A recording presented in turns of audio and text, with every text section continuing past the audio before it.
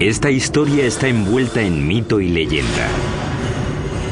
Cómo una tribu de nómadas fraguó el imperio más grande de América en solo 200 años.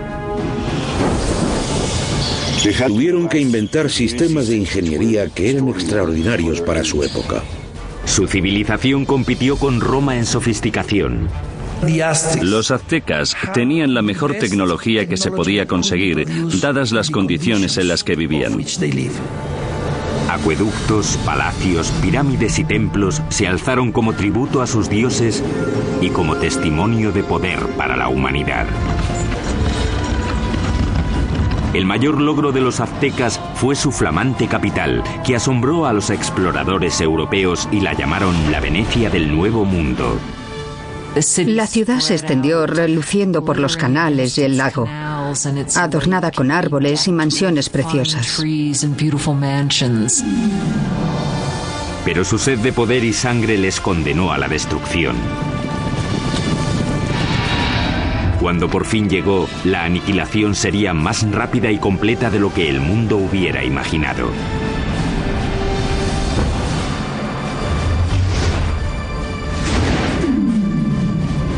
La construcción de un imperio, los aztecas.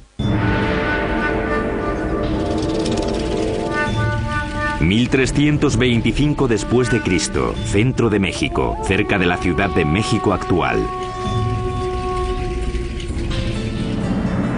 Una chica joven, una adolescente, celebra su inminente boda. Es la hija de un rey tribal y está a punto de unirse a una tribu nueva que ha sido invitada a su reino. La tribu es conocida ahora como los aztecas. Como parte del ritual, 5 nobles aztecas la llevan a un antiguo templo para la ceremonia. Pero cuando llegaron arriba, los nobles la apartaron del altar y la pusieron sobre una losa que había ante el templo que se usaba para los sacrificios.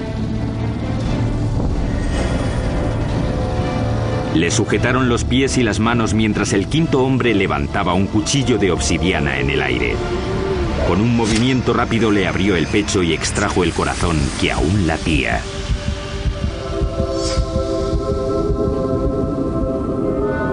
Esa tarde invitaron al rey a una ceremonia para celebrar el matrimonio. Sin embargo, encontró a un sacerdote danzando, vestido con la piel aún brillante de su hija. Como parte del ritual, los aztecas la habían desollado en honor al dios de la fertilidad. Vio aquello y se quedó totalmente horrorizado, porque era su hija. Sus guardias y él persiguieron enseguida a los aztecas hasta el lago y luego hasta la isla donde se habían refugiado. La isla pantanosa no era un lugar acogedor.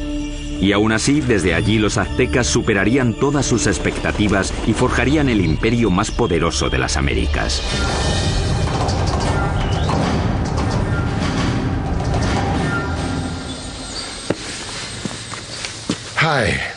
Hola, soy Peter Weller. Cuando pienso en los aztecas, pienso en gente elegante con unos bonitos adornos en el cuerpo y el pelo. Y pienso en una canción de Neil Young sobre Moctezuma y Cortés. Pero también pienso en cuchillos de obsidiana abriendo cavidades pectorales y en manos sacando corazones sangrantes y mostrándolos en alto. La mayoría de los sacrificios aztecas se hacían en un templo en la cima de una pirámide de piedra como esta. Los aztecas pensaban que sin esas ofrendas el sol dejaría de salir y el universo moriría. La historia azteca es una mezcla de hecho y mito, aunque sí sabemos que ese asesinato, con lo horrible que fue, no solo marcó el comienzo del imperio azteca, sino que literalmente marcó el lugar donde empezaría a surgir. La isla a la que los aztecas fueron desterrados tras el desastroso sacrificio de la princesa estaba en el lago Texcoco, el más grande de 5 lagos interconectados que cubren un valle de 65 por 112 kilómetros. Hoy en día este valle enorme y abierto rebosa lo que es la Ciudad de México moderna, una de las ciudades más grandes del mundo. Pero hace 700 años la isla estaba tan empantanada que nadie la había reclamado. Pero mientras miraban el lago, el líder azteca Tenoch anunció a sus seguidores que había visto un águila posada en un cactus en mitad del lago, una señal de los dioses de que habían encontrado su hogar. Llamarían a su ciudad Tenochtitlán. La vida fue dura para los aztecas los primeros años de Tenochtitlán, pero tenían una visión.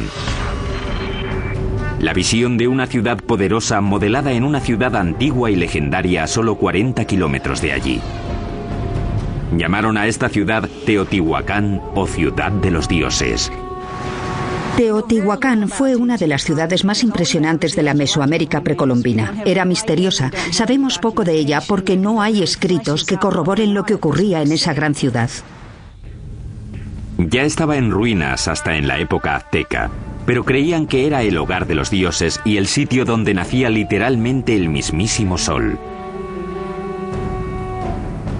El lugar que los aztecas más veneraban de Teotihuacán era una pirámide que se alzaba por encima de los árboles. Se llamaba la Pirámide del Sol. La enorme pirámide solar contiene 765.000 metros cúbicos de tierra y piedra con una base aproximadamente del mismo tamaño que la Gran Pirámide de Giza, en Egipto.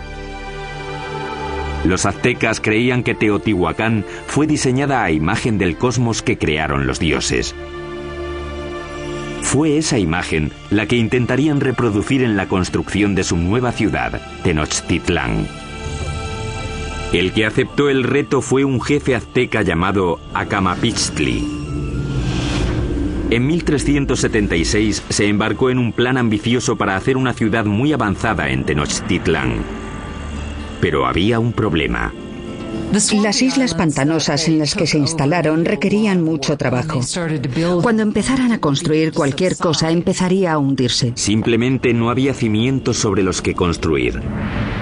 La solución azteca revolucionaría la arquitectura de las Américas.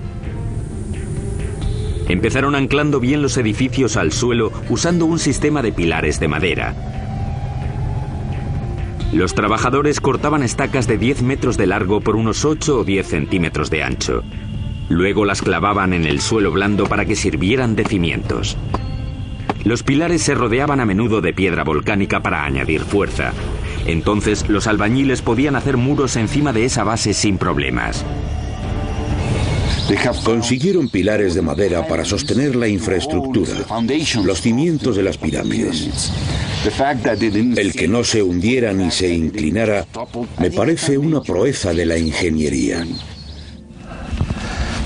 Tenochtitlán era una ciudad-isla, pero los lagos circundantes eran poco profundos, no más de 2 metros en la mayoría de los sitios. Aquello parecía una metrópolis gigante flotando en una charca. Originalmente la única manera de llegar a la ciudad flotante desde tierra era en barco, pero los aztecas inventaron con el tiempo una serie de pasos elevados de hasta 14 metros de ancho que conectaban la ciudad flotante con las provincias de tierra firme. Los pasos estaban sostenidos sobre pilares de madera, como los que sostenían los templos y otros edificios. Tuvieron que clavar miles de esos pilares en el lecho del lago, y eso presentaba un reto logístico que solo se podía atajar con una mano de obra fuerte y hábil y los mejores ingenieros de Mesoamérica. Para hacer un paso se ponían 2 filas de estacas. Luego se rellenaba el espacio del medio con piedras y tierra hasta que sobrepasaba el nivel del agua en varios metros. Eso permitía a la carretera soportar muchísimo peso. Estos pasos se construyeron muy rectos. Eran muy anchos, con puentes que se abrían y conectaban la ciudad por el norte, el oeste y el sur. Las carreteras permitieron a los aztecas transportar materiales más grandes y pesados para la construcción, aunque eso presentaba un reto nuevo. No existían las bestias de carga en Mesoamérica, así que los humanos lo tenían que hacer todo. No existían las carretas ni la rueda. Las cargas pequeñas se llevaban a la espalda, sujetas con una cuerda que se ajustaba a la frente. Los objetos grandes, como los bloques de piedra o las esculturas de los templos, los arrastraban con cuerdas una gran cantidad de hombres, posiblemente usando troncos como rodamientos. Cuenta la leyenda que un bloque de piedra para un templo requería la fuerza de 1000 hombres para arrastrarlo desde las montañas de tierra firme por el paso y hasta la ciudad. Los pasos también ofrecieron a los aztecas una nueva forma de introducir agua potable en Tenochtitlán. Anteriormente, los aztecas transportaban el agua en canoas desde la orilla. Pero el gran crecimiento de la población les obligó a obtener una solución más avanzada para cubrir la demanda. Querían usar el agua de los manantiales de tierra, así que querían construir un acueducto. Pero los manantiales estaban bajo control de la tribu que dominaba la región, los despiadados tepanecas.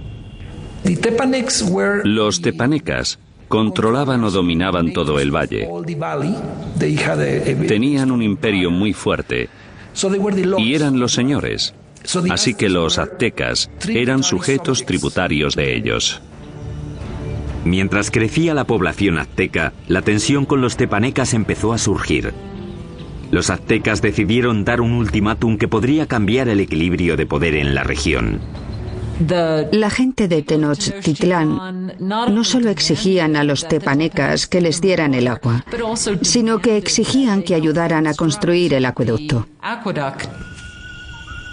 La respuesta de los tepanecas fue rápida y brutal. El rey tepaneca Maxtla envió asesinos que mataron al jefe azteca a sangre fría. Fue la gota final. Tras décadas de dominación, los aztecas se movilizaron y se levantaron contra sus caciques despiadados.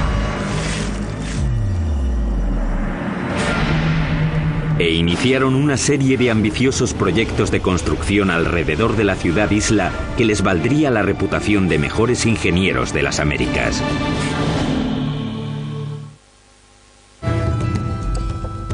Corría el 1428 y los aztecas habían declarado la guerra a sus caciques, una tribu llamada tepanecas. Pero para ganar a los tepanecas necesitarían una ayudita de sus vecinos. Los aztecas acudieron a la cercana ciudad-estado de Texcoco. Allí un jefe decisivo estaba ascendiendo. Se llamaba Nezahualcóyotl, y su liderazgo dominante sería crucial en la creación del imperio azteca. Con Nezahualcóyotl de su parte, los dominados aztecas se lanzaron a la yugular. Lanzaron un ataque total contra la capital tepaneca. Tras un sitio de más de 100 días, rompieron las defensas tepanecas y masacraron a sus opresores. Después de capturar al rey tepaneca Maxtla, el propio rey Nezahualcóyotl le arrancó el corazón y echó su sangre a las aguas del lago Texcoco. De repente las tornas habían cambiado. Ese es el preciso momento del comienzo del imperio y los aztecas se convirtieron en líderes del Valle de México. Tras conquistar el Valle de México, los aztecas pudieron centrar su atención en llevar agua potable a su ciudad creciente. Notablemente, los aztecas diseñaron y construyeron por su parte algo que solo unos pocos imperios dominarían: el acueducto. El acueducto tenía 2 canales, cada uno de 1,20 m de alto por 1 de ancho. Uno se mantenía limpio mientras el otro servía para que no se interrumpiera nunca el flujo de agua. El acueducto de 2 tubos recorría 5 kilómetros desde tierra firme hasta el centro de la ciudad-isla. En la ciudad, el agua llegaba hasta fuentes públicas y embalses y se distribuía al público en grandes jarras de barro o mediante canoas. En comparación con los europeos, los aztecas eran muy limpios. Sabemos que el emperador azteca se bañaba 2 veces al día. Así que en términos de higiene los aztecas estaban mucho más avanzados que los europeos. Mientras los nobles aztecas se bañaban en lujo, en esa época en Europa la peste, provocada por las condiciones insalubres, mataba a millones.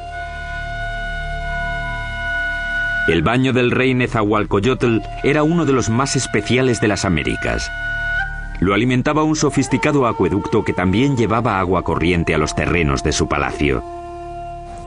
Detrás de mí está la colina de Tezcocinco, y en ella, Nezahualcóyotl construyó un fantástico palacio de recreo. Alrededor del palacio había un jardín botánico con todas las flores exóticas de Mesoamérica. Nezahualcóyotl trajo el agua desde las montañas de Sierra Nevada hasta aquí, pasando por las colinas y su palacio, solo para regar las plantas. Para instalar aquí un acueducto, Nezahualcóyotl tuvo que llenar un enorme barranco que había entre Tezcocinco y la siguiente colina.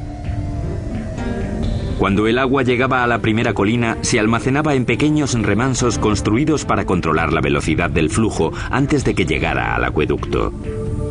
Tras cruzar el acueducto, el agua corría por un circuito alrededor de la colina de Tezcocinco, desbordándose por los laterales en cascadas para regar los jardines. Acababa en una piscina de roca tallada perfectamente redonda llamada la Bañera del Rey. Desde aquí podía observar sus dominios en Texcoco y su jardín botánico que regaba con su acueducto. Ciertamente es una bañera para un rey. A mediados del siglo XV, mientras el imperio prosperaba, los aztecas decidieron que era hora de elegir un soberano. Se llamaba Moctezuma y sería el primero de los dos emperadores cuyo nombre se conocería hasta ahora. La primera orden del día de Moctezuma fue expandir las fronteras del imperio. Los aztecas capturaron las ciudades-estado que había al sur, hacia el valle de Oaxaca, al oeste hasta el Pacífico y al este hasta el Golfo de México. En 1449, el imperio contaba ya con 15 millones de habitantes. En el corto periodo de 100 años, los aztecas consiguieron lo imposible. Cambiaron el orden del mundo mesoamericano. Pero al tiempo que los aztecas dominaban militarmente, su ciudad-isla era vulnerable a otro tipo de enemigo. Como Nueva Orleans, Tenochtitlán luchaba constantemente con el agua. Y uno de los primeros proyectos de Moctezuma fue proteger la ciudad de las inundaciones. Esto es lo que queda del lago Xochimilco, en la parte sur de Ciudad de México, de los tiempos aztecas de la ciudad de Tenochtitlán. Este lago, como los otros 4 que rodeaban a los aztecas, se alimentaba de manantiales, así que no había ríos o riachuelos por los que drenarse, y si llovía lo suficiente, el nivel del agua subía y se desbordaba por la tierra y la ciudad. Eso fue exactamente lo que pasó a mediados del siglo XV, cuando una inundación de proporciones catastróficas barrió Tenochtitlán. La ciudad que comandaba el imperio quedó casi destruida, y la civilización azteca tuvo que depender una vez más de la genialidad de sus ingenieros y de uno en particular. Moctezuma apeló a la ayuda de su antiguo aliado Nezahualcóyotl para proteger la ciudad que estaba reconstruyendo en el lago. Nezahualcóyotl diseñó algo que le convertiría en el mejor ingeniero del continente. Su plan era crear una zona de seguridad alrededor de la ciudad con un enorme dique que protegería Tenochtitlán y a sus habitantes. Fue diseñado para ser mayor que ninguna otra obra que hubiera en las Américas en ese momento, con una longitud de 16 kilómetros al este de la ciudad desde el extremo sur del lago y hasta el norte. Los muros fueron un trabajo de cestería, hechos de palos, juncos, piedras y tierra. Como el lago era poco profundo, el dique solo tenía 3,70 metros de alto, aunque el ancho era de 8 metros. Nezahualcóyotl remató el dique con compuertas, seguramente puertas de madera, que se podían subir o bajar para controlar el nivel del agua. El dique también sirvió para otro propósito: proteger el suministro de agua. Era importante construir algún tipo de mecanismo de protección para evitar que se mezclase el agua salada con el agua dulce de la parte oeste del lago. Napoleón dijo: un ejército marcha sobre el estómago. Es fácil suministrar comida de sobra para los civiles durante el desarrollo crítico de cualquier civilización, pero los aztecas perfeccionaron un método único no solo para proporcionar mucha comida al pueblo civil, sino para impulsar la expansión militar del imperio. Esta solución revolucionaria se llamó chinampas, un sistema que les permitió crear literalmente tierra nueva para cultivar y para vivir. Si vas a hacer una ciudad de cualquier tamaño, tienes que proporcionar espacio, así que lo que ellos hicieron fue construir esas chinampas en el lecho del lago. Básicamente una chinampa es una isla artificial construida en el lago. Parecían campos de fútbol estrechos, de unos 90 metros de largo por unos 10 metros de ancho. Una chinampa se hacía tejiendo una red de palos que flotaba en el agua y apilando juncos y hierbas encima. Después se sacaba fango del lecho y se ponía encima de los juncos para formar la chinampa. Entre 4 y 6 hombres tardaban 8 días en construir una chinampa media. Estaban conectadas a la ciudad por canales navegables gigantescos que miles de hombres tardaban meses en hacer. Una chinampa como esta podía producir hasta 7 cosechas al año, mientras que un agricultor en tierra firme podía cosechar 1, 2 o quizá 3 veces como mucho. Cuando una cosecha estaba lista para que la recogieran en una chinampa, los brotes de la siguiente ya estaban saliendo del fango que estaba extendido en un barco adyacente a la chinampa. Entonces, cuando los brotes estaban listos, se llevaban a la chinampa y el ciclo se repetía una y otra vez en cientos de chinampas. Fue esta tecnología lo que hizo que Tenochtitlán pasara de ser una ciudad tribal más en el siglo XIV a una ciudad-estado dominante y próspera. Con la infraestructura de la ciudad lista y enormes tierras bajo su control, los aztecas extendieron las fronteras de su imperio más que nunca. Crearon una red de carreteras muy extensa, superautopistas aztecas. Pero al tiempo que el imperio crecía, también lo hizo la práctica de sacrificios humanos. Muy pronto ríos de sangre corrían por las calles de Tenochtitlán.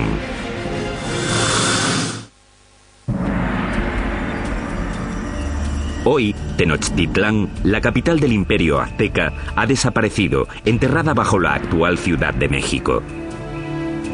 Pero hace 700 años era una capital brillante en ascenso, construida por ingenieros avanzados y liderada por emperadores exuberantes. A finales del siglo XV, la demografía azteca había explotado.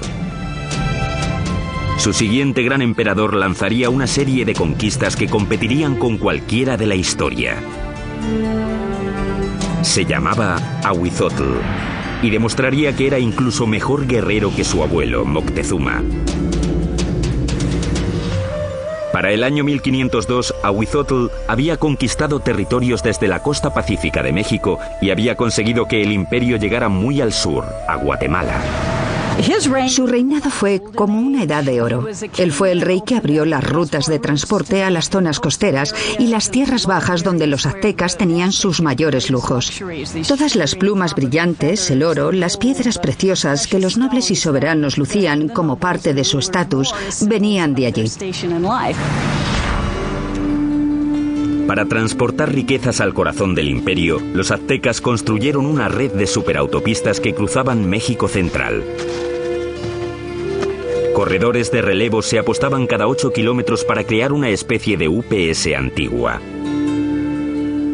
Se podían enviar mensajes o bienes desde la costa del Golfo hasta Tenochtitlán, a 320 kilómetros en solo 24 horas, más rápido que el servicio postal actual. Con el imperio en su esplendor, los aztecas de Ahuizotl se embarcaron en el mayor proyecto de construcción, una enorme pirámide en el mismo centro de Tenochtitlán, el símbolo del poder absoluto. Se la llamó Templo Mayor. La base de la pirámide tenía 75 metros de fondo por 100 metros de ancho y se elevaba a una altura de 15 pisos. Había al menos 117 escalones en 2 escaleras que subían 60 metros y que llevaban a 2 templos en honor a los dioses de la lluvia y de la guerra. El templo se reconstruyó en el mismo lugar 7 veces, comenzando en 1325 con la fundación de la ciudad. La pirámide crecía al tiempo que lo hacía el imperio. Cada piso simplemente se añadía encima del piso anterior. El templo mayor se construyó principalmente con una piedra llamada tezontle, que es volcánica y pesa muy poco. Eso evitaba que el templo se hundiera. Para los suelos y paredes, los aztecas aplicaron un revoque de cal, que era una especie de cemento. Algunos ejemplos encontrados hoy son tan duros como el cemento moderno, incluso después de 500 años. Los albañiles aztecas trabajaron durante décadas para completar su monumento a los dioses. El templo estuvo enterrado hasta 1978, cuando la compañía eléctrica cavó una zanja y descubrió accidentalmente una enorme piedra tallada y las ruinas del templo con ella. El disco tiene 3,5 metros de diámetro, pesa 20 toneladas y representa el cuerpo desmembrado de la diosa Coyolxauhqui. Coyolxauhqui era la diosa de la luna, y su hermano la mató porque se quedó embarazada de una forma vergonzosa. Los aztecas no eran nada mojigatos. De hecho, los nobles tenían muchas mujeres y concubinas. Pero entre el populacho, sobre todo las mujeres, el adulterio estaba prohibido y se castigaba severamente, a menudo con la muerte.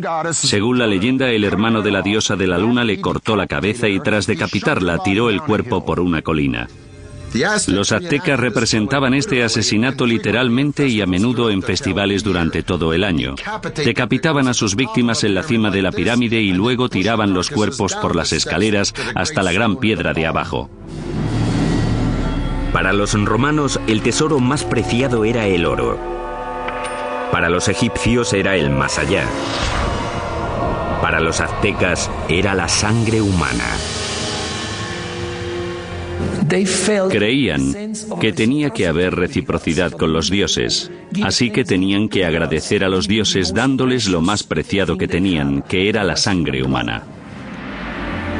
Los aztecas la llamaban agua preciosa y creían que si los dioses no la recibían en grandes cantidades, el mundo acabaría en apocalipsis. Adornar los muros interiores de los templos con sangre humana fresca era práctica común. Y el olor tenía que ser horrible. Para dedicar su expansión del gran templo, el emperador Azhuitzotl hizo un sacrificio en masa. Las cabezas de las víctimas se expusieron con orgullo en estantes alrededor del templo. Según las crónicas, dicen que sacrificaron a 20.000 personas. Desde un punto de vista práctico y desde un punto de vista científico, parece imposible. Así que creo que la crónica, que la escribieron fuentes españolas, quería decir que a sus ojos había muchos.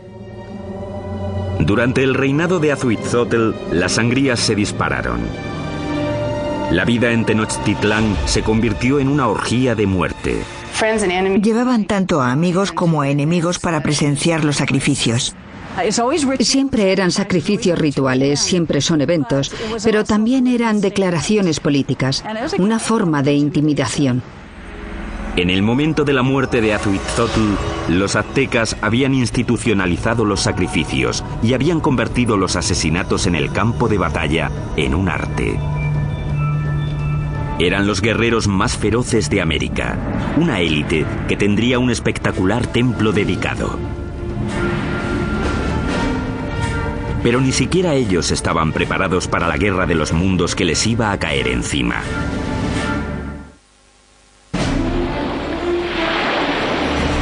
Corría el año 1502.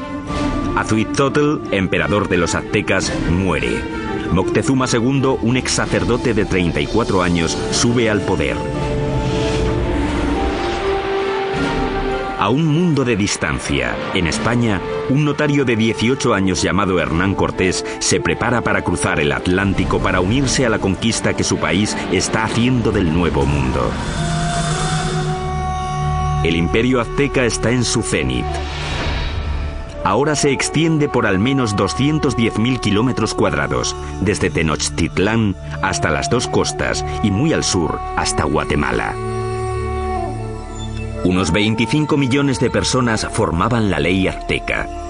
Había 38 provincias cuyos habitantes pagaban importantes impuestos, enriqueciendo así a los nobles. La ciudad se extendió reluciendo por los canales y el lago, adornada con árboles y mansiones preciosas.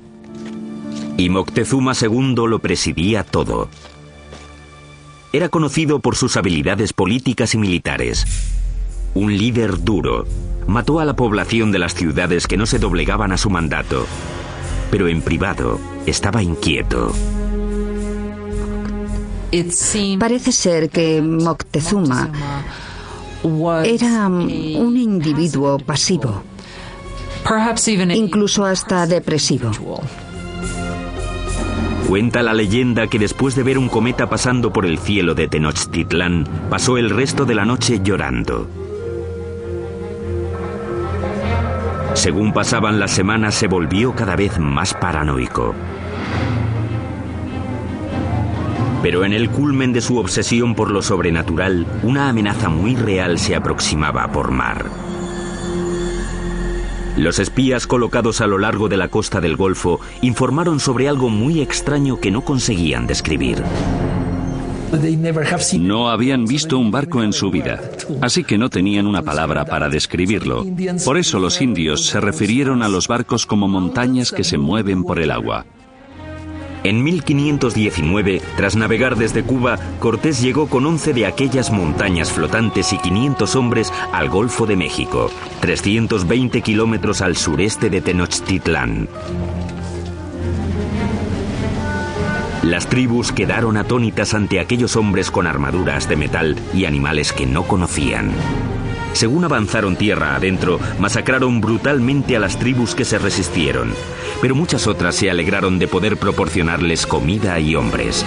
Una de las formas que uno de los jefes locales de la costa del Golfo utilizó para agradar a Cortés y su compañía fue con un grupo de mujeres que no solo estaban allí para las labores caseras, sino también, claramente, para hacer de cortesanas, para proporcionarles servicios sexuales. Pero entre las concubinas, una en particular llamó la atención de Cortés. Era la hija de un jefe que había sido vendida como esclava y se llamaba la Malinche. Desarrollaron una relación íntima y con el tiempo ella le dio un hijo. Ellos fueron las primeras personas de sangre mezclada del Nuevo Mundo. Pero era mucho más que una amante. Se convirtió en la intérprete de Cortés y su papel se amplió a consejera e intermediaria entre él y los aztecas. No solo era su traductora, también le contaba cosas que se estaban diciendo que se suponía que él no tenía que oír o entender. La red de corredores de relevos de Moctezuma le mantuvo informado de los movimientos de los españoles. Estaba claro que iban hacia la ciudad. Mientras avanzaba hacia Tenochtitlán en el verano de 1519, Cortés amasó un ejército de miles de hombres.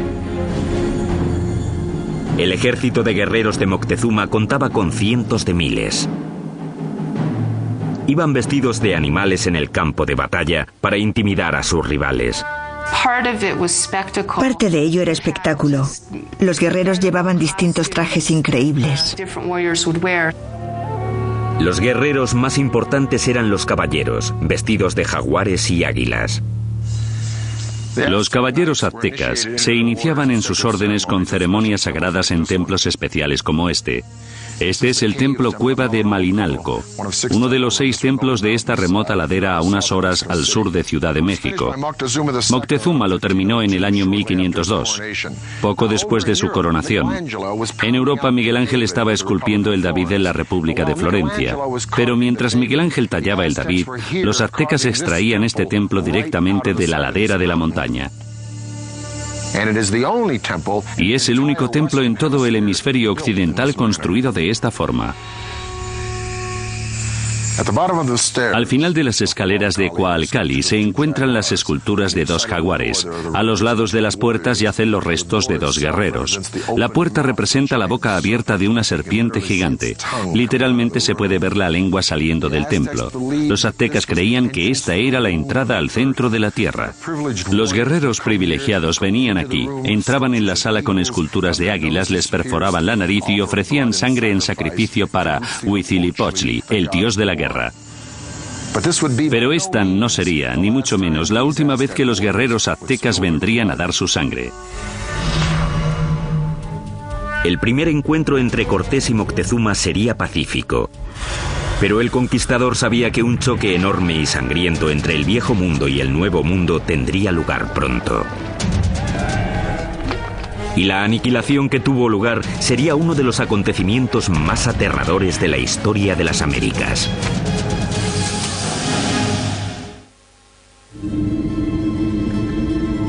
Otoño de 1519. El conquistador español Hernán Cortés ha llegado por fin a la brillante capital azteca de la que tanto ha oído hablar, Tenochtitlán. Cuando los españoles vieron por primera vez Tenochtitlán, debieron pensar que era una visión, que estaban entrando en alguna especie de sueño. Una enorme fuerza de guerreros nativos aliados contra los aztecas le acompaña mientras avanza por el paso principal hacia la ciudad. El encuentro entre Cortés y Moctezuma en el paso hacia Tenochtitlán tuvo que ser uno de los acontecimientos más impresionantes de la historia del mundo. Fue un encuentro entre dos mundos distintos. Cortés le ofreció la mano, pero en cuanto lo hizo, los nobles que atendían a Moctezuma le empujaron diciendo: no, no, no, es una indignidad total. Nadie toca a Moctezuma, el gran señor de la tierra. El encuentro de los dos mundos fue pacífico, pero lleno de tensión. Moctezuma en ese momento ya se había vuelto impulsivo y propenso a las crisis de histeria. Así que el encuentro fue para calcular las fuerzas. Aunque los aztecas tenían un sistema diplomático y guerrero mucho más inocente comparado con el sistema tan taimado y ladino de los europeos. Moctezuma invitó a los españoles a quedarse en uno de sus palacios. Resultó ser un error catastrófico.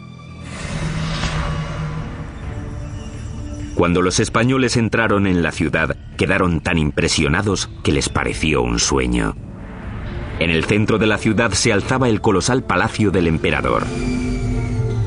El palacio de Moctezuma II era un gigantesco complejo que se extendía por las 3 hectáreas contiguas al gran templo.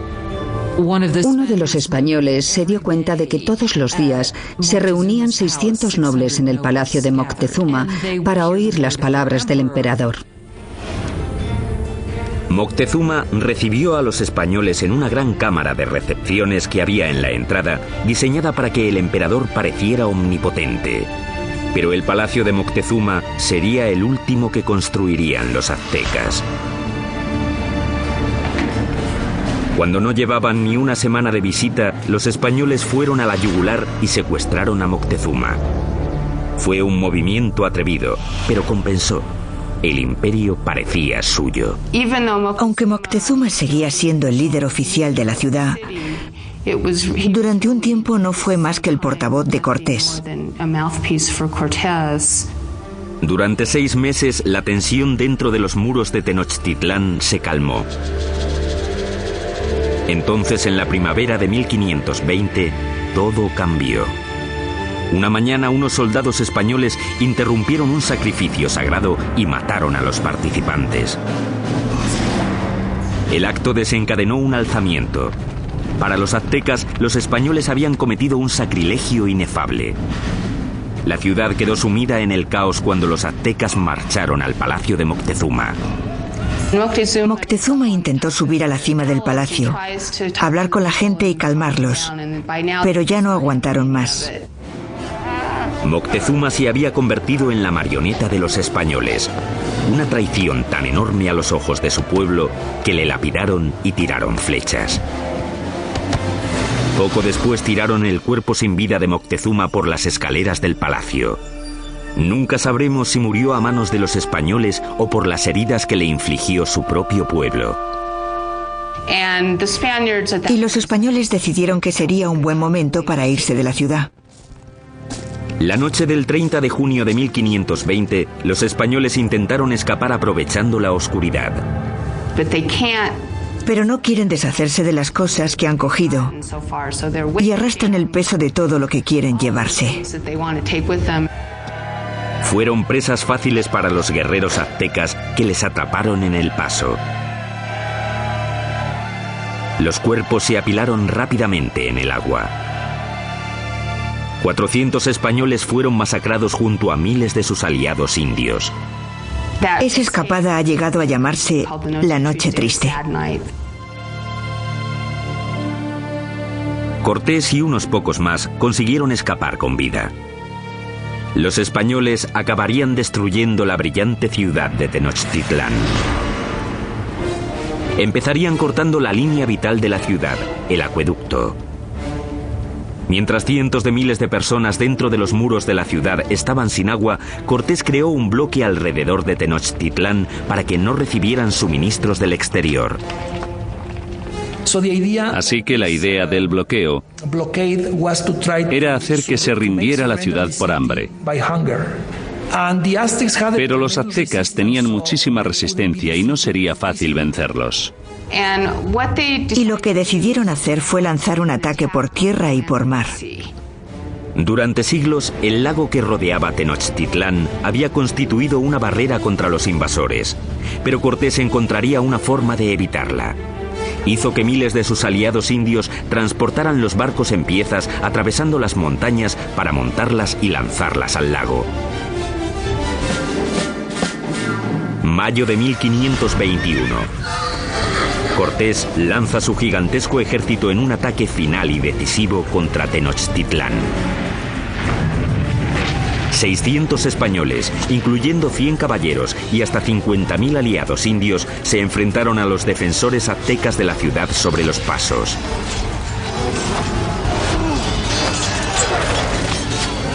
La lucha brutal siguió durante meses. Día a día, Cortés arrasó la ciudad piedra por piedra. Él y sus aliados indios fueron despiadados en el asesinato sistemático de la población. Fue una batalla muy dura, sobre todo en la ciudad. La última batalla de los aztecas fue en el gran templo de Tlatelolco. Los guerreros se alinearon en las empinadas escaleras y plataformas para tirar flechas y piedras a sus enemigos. Pero fue inútil. El 13 de agosto, el último líder azteca, Cuauhtémoc, fue capturado y se rindió ante Cortés. Y eso solo fue el principio. 20 millones morirían de las enfermedades traídas por los españoles. A finales del siglo XVI se calcula que se había reducido la población nativa en cerca de un 90%. La Ciudad de México moderna se ha construido sobre las ruinas de la una vez majestuosa ciudad de Tenochtitlán. Los españoles la arrasaron durante la construcción de su propia ciudad colonial y hasta usaron piedras del Gran Templo para hacer la catedral que aún se alza al lado de las ruinas del templo. El imperio azteca se esfumó y con él un legado de increíbles logros de la ingeniería.